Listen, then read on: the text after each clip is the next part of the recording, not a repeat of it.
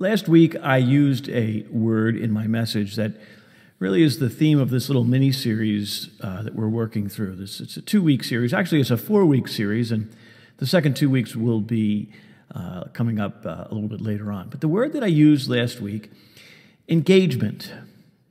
You know, when you hear that word, what do you think of? Engagement, to be engaged. Obviously, you're going to think of things like marriage, possibly commitment. You'll think of things like a shared life, two people sharing a life together, a formalized relationship. That's what engagement does, is it kind of formalizes that relationship. Maybe even connected, like as in two people being connected to each other. I also offered you last week a question that you can ask. What do I get? What do I get from church, from my parish, from my pastor? And I offered you 2 answers. The first is, when you ask, what do I get? Well, you get clear expectations. And I gave a list of those. You can refer back to last week's homily for that list. And the second thing that I gave you was the meeting of spiritual needs. What do I get? Your spiritual needs will be met. And when you stop and think about it for a moment, isn't that question really at the heart of engagement? When you think about a couple being engaged to be married, they're going to want to know, what do I get? What am I going to get from this relationship? Certainly they want to have clear expectations from their future spouse. And certainly they're going to want to know that their needs are going to be met in the context of this relationship from their future spouse. Well, if it's true for marriage, shouldn't it also be true for the relationship that you and I would have with God and His church? I think so.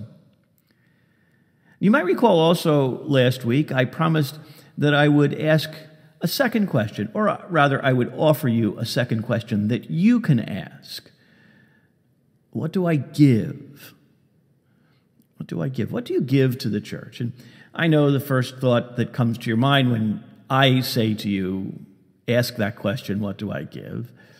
The answer is going to be, but before I get to that, it really is an important question to ask and answer in order to strengthen engagement.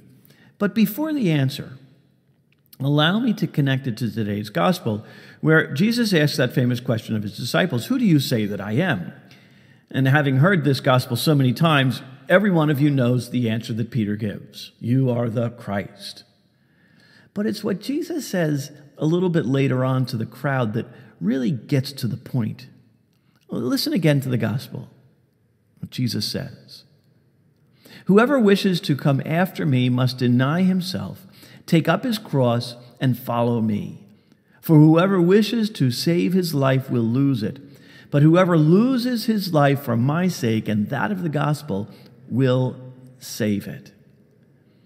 In that statement, Jesus points us to what we must be willing to give.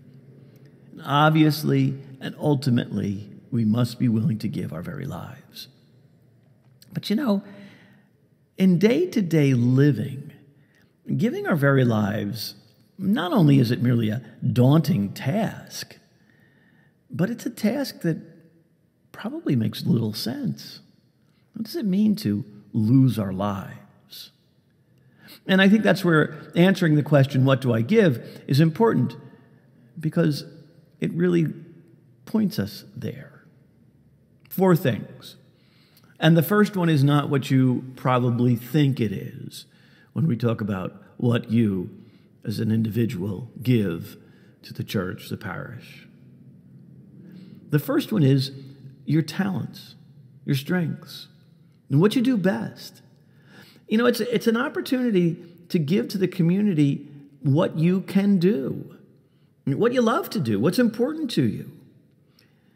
So many times we focus on our weaknesses. Oh, I can't do this, I can't do that. And I've asked people in the past, as pastor, would you do this for the parish? Would you do that? Oh, no, Father, I can't do that.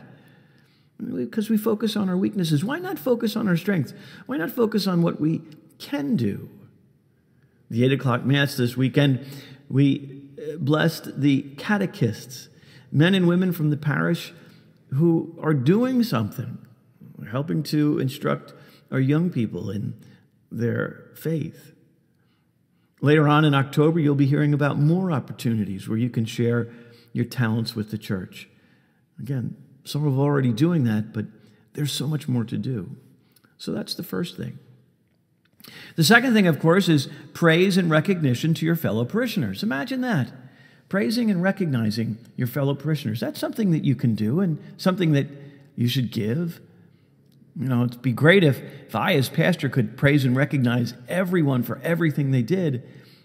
And while I try to do that, it really is impossible. And that's why it's so important for everyone to be involved in this task. And it's really not difficult. You know, maybe somebody near you in church is singing particularly well, and you like listening to that person. Well, tell her that they're singing beautifully. What about the lectors and the Eucharistic ministers and the altar servers? You did a great job today. Thanks so much for helping. There's so many different people. That simple acknowledgement and word of recognition goes so far. Thirdly, care from your spiritual leaders. And notice it's from your spiritual leaders and not merely from your pastor. But then you might say, wait a minute, what do I give? Care from my spiritual leaders? That sounds like something I get. No, it's something that you give because, in a sense, everyone is a spiritual leader because we all have a responsibility to care for one another. I'm mindful of the story in the book of Genesis where God says to Cain, "Where's Abel, Cain?" And Cain responds with that great saying, "Am I my brother's keeper? Am I?" Of course, you know the answer to that. Are you your brother's keeper? Yes, indeed, you are. You know, I certainly do care about you. I care about every one of you, and it's why I get so upset and why it breaks my heart when someone leaves the parish for any reason.